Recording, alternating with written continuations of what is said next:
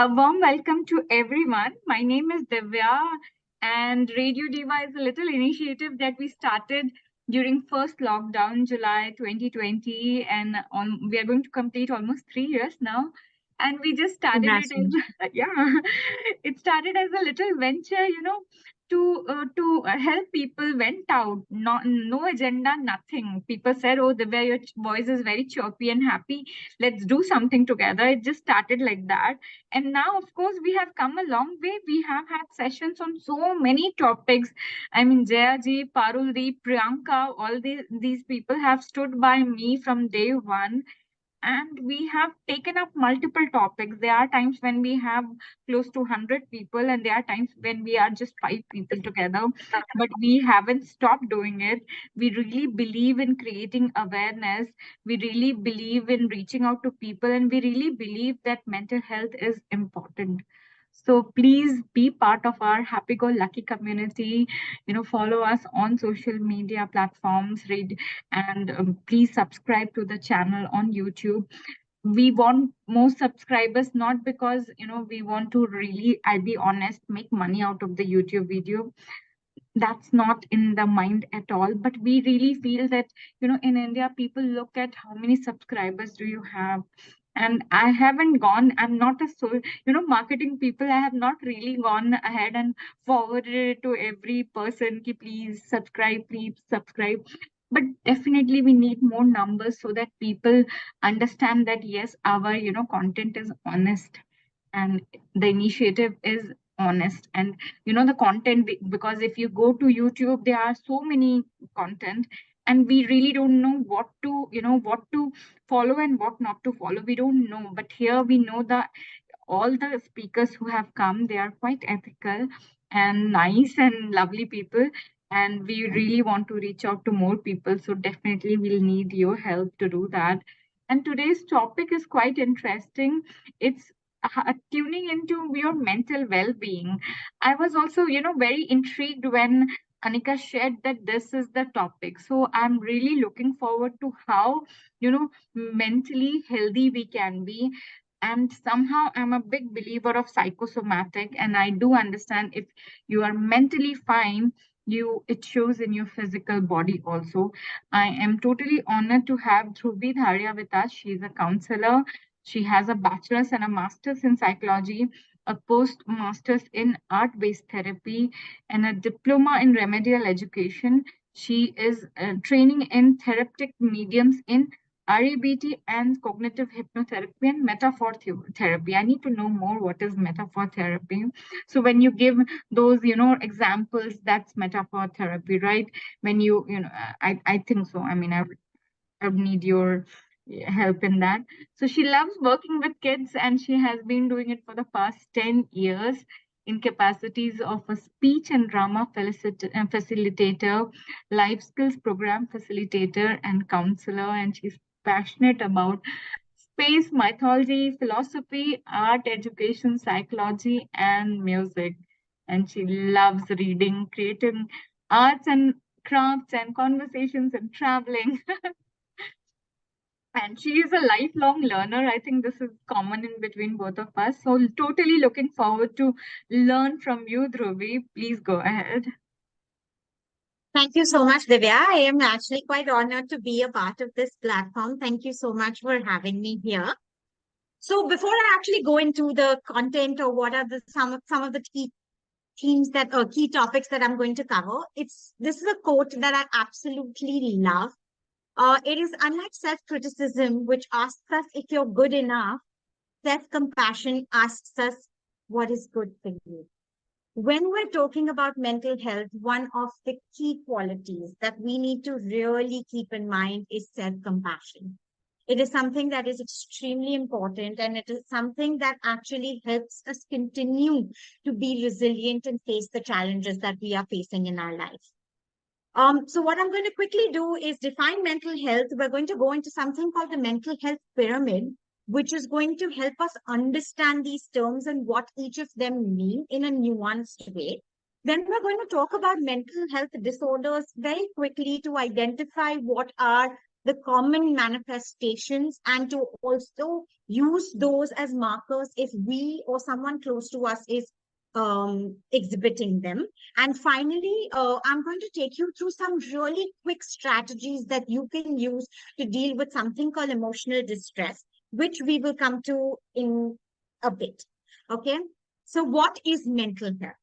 Okay. So mental health is a state of mental well-being that enables people to cope with the stress of life, realize their abilities, learn well and work well, and contribute to their community. If I were to break this definition down, one would really see multiple components here. Okay. And the multiple components would actually simply be understood as mental health is a combination of physical health, cognitive health, social health, and emotional health. When all of these come together, we actually have an optimum state of mental health.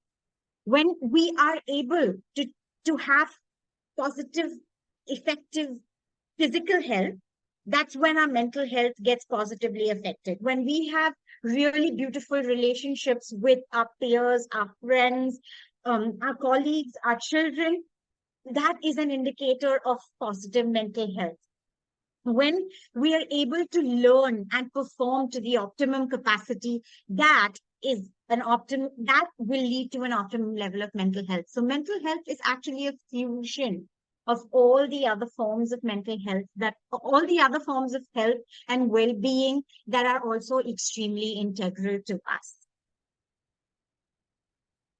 So now let's go into deeper, nuanced understanding of mental health. Okay. So when I use the term mental health, mental distress, mental health issues, mental health problems, all of these terms can be really conflicting and confusing, right? But the idea is to actually know the correct language, because when we know the correct language, we're able to intervene effectively. And also we're able to reduce the stigma attached to it. That's extremely important because mental health has a lot of stigma attached to it. So let's go into the first one. No distress, no problems or disorder. What does that mean? That means that your life is working fine. You're absolutely having a great time. You're enjoying everything that you are doing. You're having great relationships. You have goals, ambitions. You're working towards them, right? That is a positive state of mental health. What is mental distress? We have common stressors that we face on an everyday level. There are things that will annoy us. There are things that will irritate us. There are things that will drive us restless. For example, let's say you have a presentation or you have a meal to prepare because you have friends coming over, family coming over, and you're a little stressed out about that. Now, these daily stressors, what they do is they activate something called a stress response in our body. What does the stress response really do? The stress response actually helps us be more resilient and adapt to the situation. So, when we have adapted to the situation, the stress response will go away, and so will the mental distress. It reduces. I think somebody's mic is on. Huh. So will the stress reduce. Now, the goal is not really to protect ourselves against this mental distress. Because in fact, when we are able to problem solve our way through this mental distress, we are able to come out more resilient. We are able to come out in a way that is a more whole-rounded individual. Let's go on. But there are times when we actually have very huge problems in our life, which are caused by environmental situations or maybe caused because of something that is going on within us.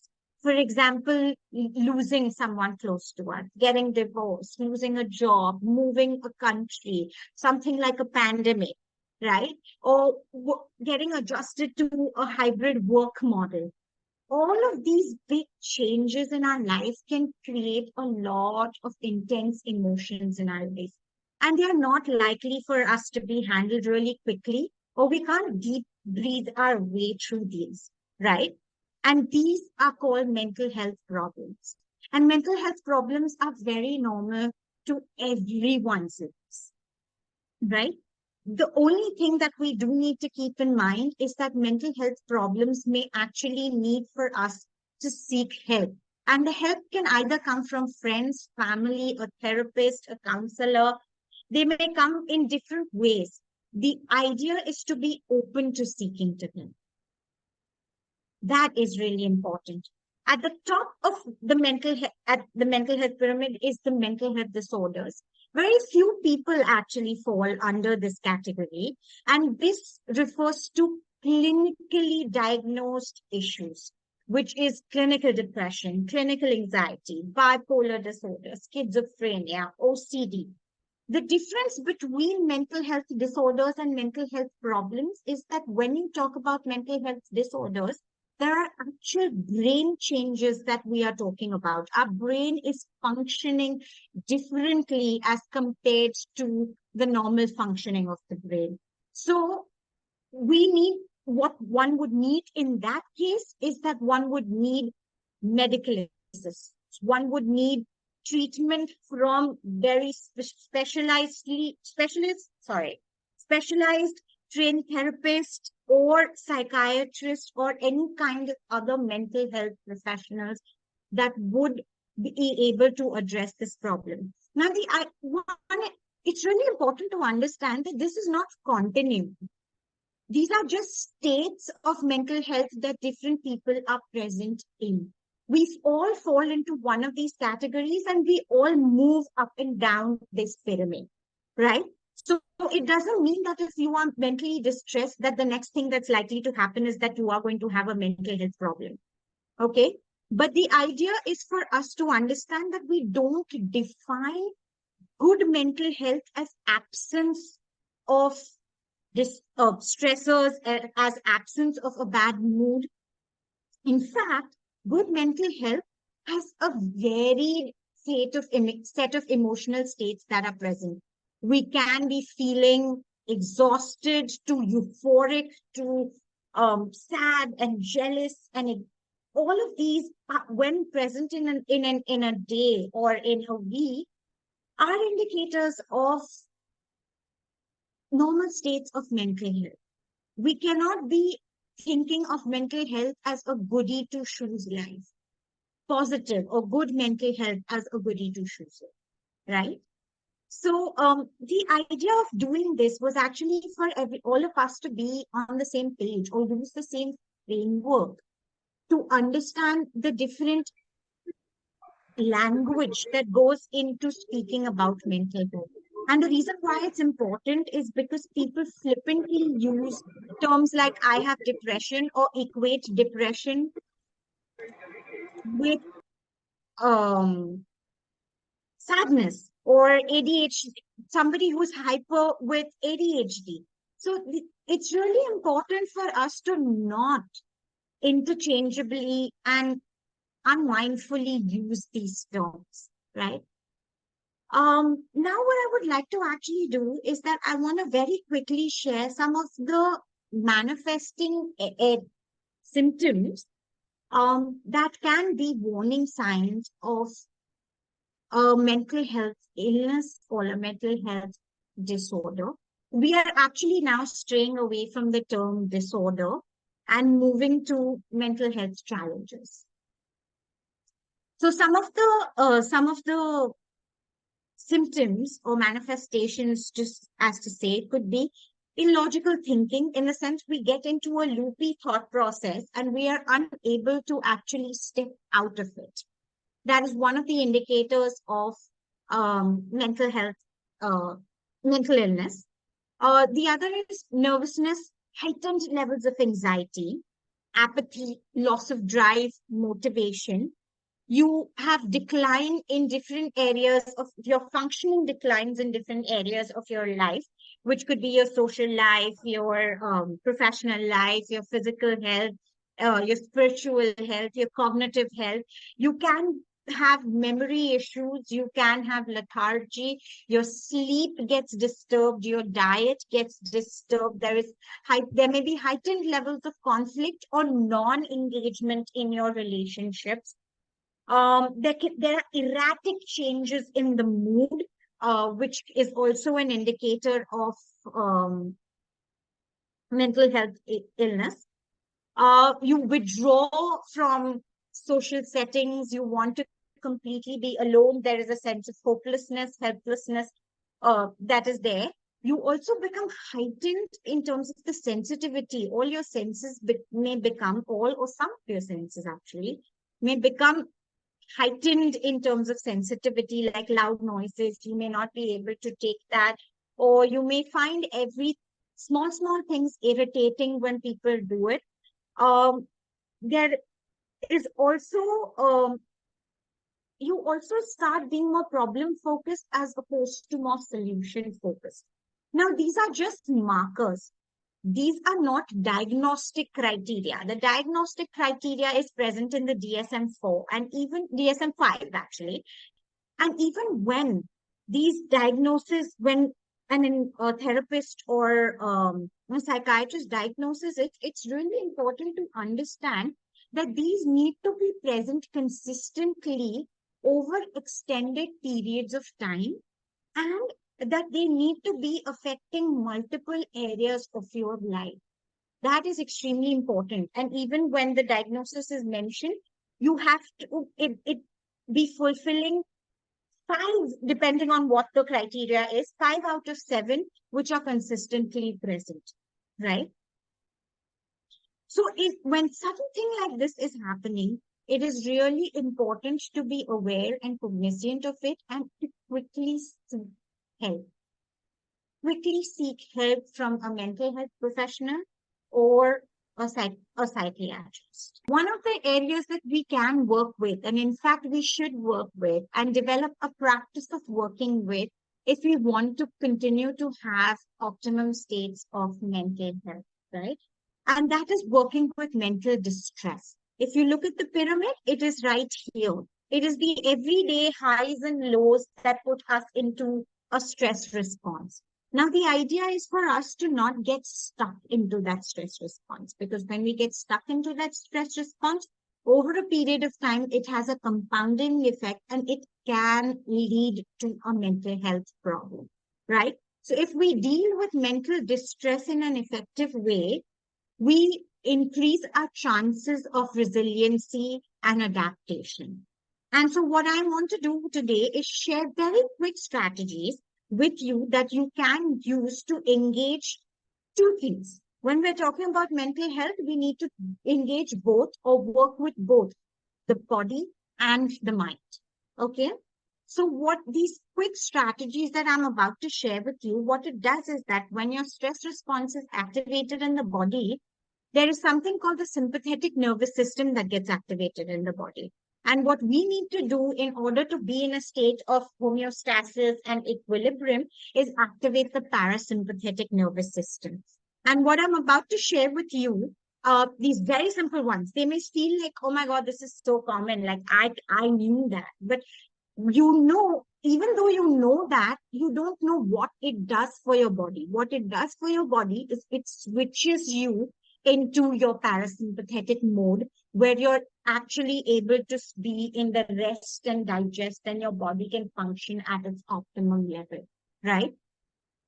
So what you can do if you are feeling emotional distress is that you can walk, but when you're walking, make sure that there's some amount of pressure that you are feeling at the base of your feet. It's important to notice that pressure. The minute you notice that pressure, it actually changes the feedback that the senses are giving to your nervous system, and it produces a sense of safety and a sense of calm. It takes your mind away from the thought that is preoccupying you. Okay. Another thing that you can do is wall push-ups. Is push the wall with all your strength and then let go. Wall push-up actually is very useful, and it activates a sense in us which is called proprioception. And proprioception is very important for us to gain a sense of balance and gain a sense of well-being. The other thing you can do is just notice colors and shapes around you.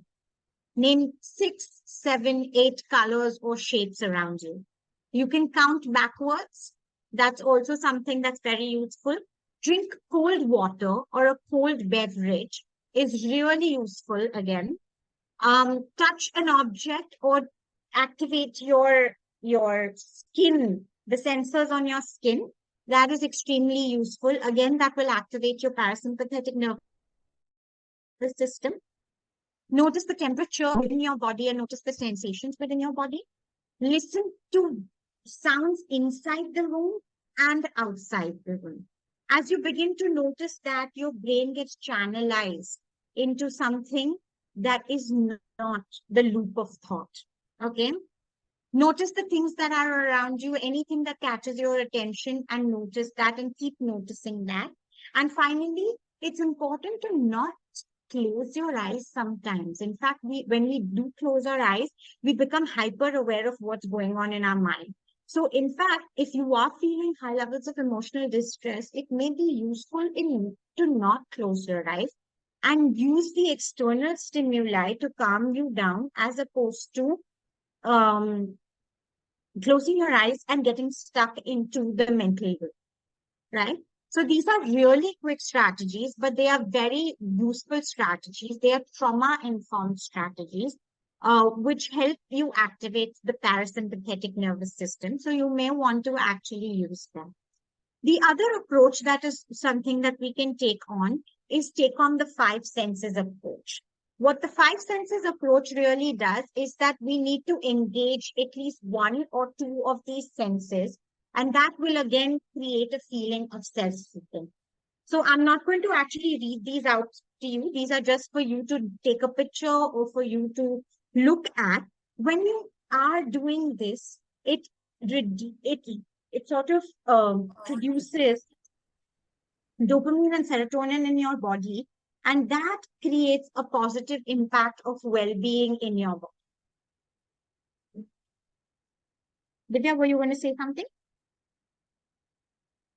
No, I'm just liking what you're sharing. It's a very useful information, I must say, Dhruvi. Please go ahead. Yeah. Yeah. Yes. So all of these, see, you have to understand that all the information that we get into our body is through our senses. Okay. And if we are getting soothing, calming information from our senses, then those are the kind of thoughts and feelings and sensations that we are going to experience in our body. So the idea of doing this is for us to actually understand how our body and mind works.